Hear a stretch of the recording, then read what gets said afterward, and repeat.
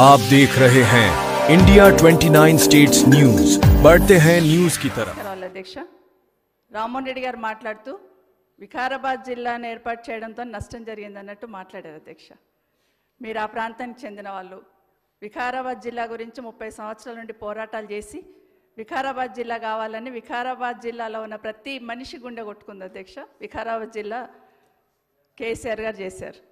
ఇప్పుడు ఎమ్మెల్యే గారు మాట్లాడుతూ గౌరవ శాసనసభ్యులు మాట్లాడుతూ వికారాబాద్ జిల్లా వల్ల నష్టం జరిగింది.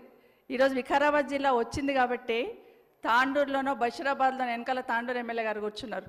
బషీరాబాద్ మారుమూల నుండి తాండూరు మారుమూల నుండి హైదరాబాద్కు వచ్చి రంగారెడ్డి కలెక్టరేట్లో చేయాలంటే ఎంత ఇబ్బందులు పడేవాళ్ళు. ఇప్పుడు వికారాబాద్ పోయి ఏ విధంగా పరిష్కరించుకుంటుండే అనేది మీ దృష్టి తీసుకొస్తున్నాను అధ్యక్ష. మాట్లాడితే ఇంకొక మాట, వికారాబాద్ జిల్లా వచ్చిన తర్వాత జోన్లు సిస్టమ్ చేస్తున్నప్పుడు ఇబ్బంది జరిగిందని గ్రహించి ఆ రోజు కేసీఆర్ గారు మళ్ళీ ఇమీడియట్గా వికారాబాద్ని హైదరాబాద్ జోన్లో కలిపారు అధ్యక్ష. సంతోషం, దాన్ని కూడా ఒప్పుకున్నారు. వికారాబాద్ జిల్లా వచ్చింది కాబట్టి ఈరోజు జిల్లాకు ఒక కోర్టు వచ్చింది. వికారాబాద్ జిల్లా వచ్చింది కాబట్టి ఈరోజు ఒక మెడికల్ కాలేజ్ వచ్చింది. వికారాబాద్ జిల్లా ఉంది కాబట్టి ఈరోజు ఒక నర్సింగ్ కాలేజ్ వచ్చింది.